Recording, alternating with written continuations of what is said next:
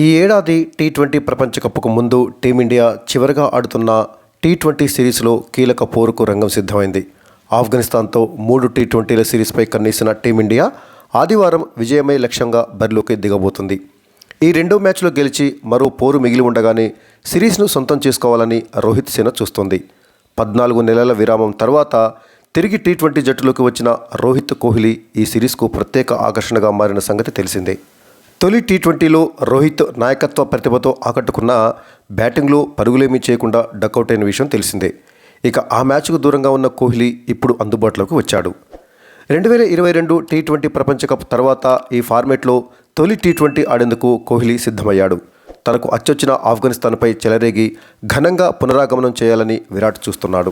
2022లో T20 ఫార్మేట్లో జరిగిన Asia కప్లో ఆఫ్ఘనిస్తాన్పైనే శతకంతో కోహ్లీ సుదీర్ఘ సెంచరీ నిరీక్షణకు ముగింపు పలికిన సంగతి తెలిసిందే.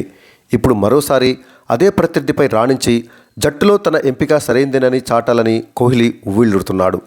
అయితే కోహ్లీ రాకతో హైదరాబాద్ కుర్రాడు తిలక్ వర్మ బెంచ్కే పరిమితమయ్యే సూచనలు కనిపిస్తున్నాయి. కెరీర్ను గొప్పగా ఆరంభించిన తిలక్ వర్మ ఆ తర్వాత తడబడుతున్నాడు. గత 13 ఇన్నింగ్స్లో అతను ఒక్క అర్ధ సెంచరీ కూడా చేయలేదు. మరోవైపు యశస్వి జైస్వాల్ ఫిట్నెస్ సాధిస్తే శుభ్మన్ గిల్ కూడా బయటే ఉండాల్సి ఉంటుంది. ఇక తొలి టీ20లో ఆల్రౌండర్ ప్రదర్శనతో అదరగొట్టి జట్టు విజయంలో కీలక పాత్ర పోషించిన శివం దుబేపై మరోసారి అందరి దృష్టి ఉంటుందనటంలో ఎలాంటి సందేహం లేదు. హార్దిక్ గైర్హాజరీలో పేస్ ఆల్రౌండర్ స్థానాన్ని భర్తీ చేసేలా కనిపిస్తున్న దుబే నిలకడ కొనసాగాల్సిన అవసరం ఉంది. ఇక గాయంతో వన్డే ప్రపంచ కప్కు దూరమైన అక్షర్ పటేల్ ఈ ఏడాది మాత్రం టీ20 ప్రపంచ కప్లో ఆడాలనే పట్టుదల ప్రదర్శిస్తున్నాడు. ఆ దిశగా ప్రతి మ్యాచ్ అతనికి కీలకమే. తొలి టీ20లో పొదుపుగా బౌలింగ్ చేయడంతో పాటు 2 వికెట్లతో రాణించిన అక్షర్ ఈ మ్యాచ్లోనూ ఫామ్ను కొనసాగించాల్సిన అవసరం ఉంది. గత మ్యాచ్లో సుందర్ వికెట్ల వేటలో విఫలమయ్యాడు. 3 ఓవర్లలో 27 పరుగులు ఇచ్చి 1 వికెట్టు తీయలేకపోయిన అతనికి మరొక అవకాశం ఖచ్చితంగా వస్తుందని చెప్పలేం. అతని స్థానంలో కుల్దీప్ను ఆడించే ఆస్కారం ఉంది. మరోవైపు యువ స్పిన్నర్ రవి బిష్ణోయ్ కూడా 11కు పైగా ఎకానమీ రేటుతో పరుగులు సమర్పించుకున్నాడు. తొలి టీ20లో తన సొంత మైదానంలో అవేష్ను ఆడించాలని అనుకుంటే బిష్ణోయ్ని డకౌట్కే పరిమితం చేయవచ్చు.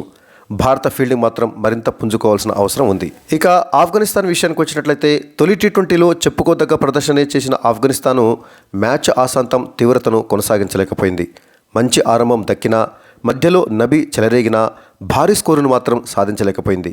ఈ మ్యాచ్లో బ్యాటింగ్ బౌలింగ్లో మరింత మెరుగ్గా రాణించి పుంజుకోవాలని ఆ జట్టు చూస్తోంది.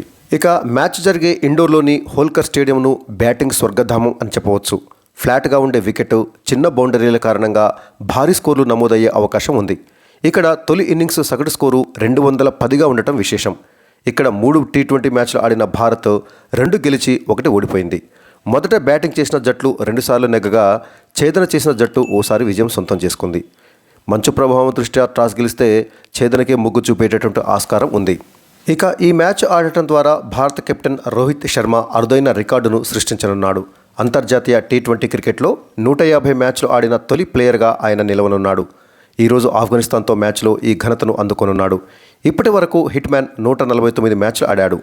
అతని తర్వాత స్థానంలో ఐర్లాండ్ ప్లేయర్లు స్టెర్లింగ్ 134 మ్యాచ్లు, జార్జ్ డాక్రెల్ 134 మ్యాచ్లు, పాకిస్తాన్కు చెందిన షోయిబ్ మాలిక్ 124 మ్యాచ్లు, న్యూజిలాండ్కు చెందిన గప్తిల్ 122 మ్యాచ్లు, బంగ్లాదేశ్కు చెందిన మహమ్మదుల్లా 121 మ్యాచ్లతో రోహిత్ శర్మ తర్వాత స్థానాలలో కొనసాగుతున్నారు.